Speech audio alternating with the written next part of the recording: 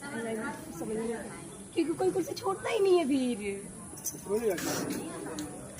ऐसा होता है थोड़ा बहुत होता है। सब लोग नहीं चाहते संगम बैठे कुर्सी पर। अरे मैं ही नहीं और रेडी लोग सब लोग की बात करते। गलती से ही आप शादी में चले जाइए, शादी में एक कुर्सी छोड़ के कोई बैठ गया, अगर मजा लेके कोई हट जाए नहीं हटेंगे।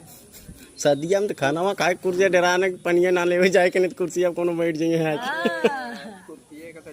ऐसे ऐसे होता है ना अंकल जी, हर जगह होता है।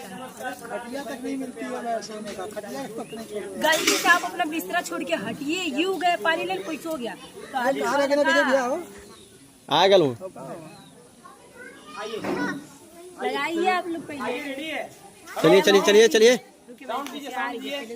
जगह रख ले।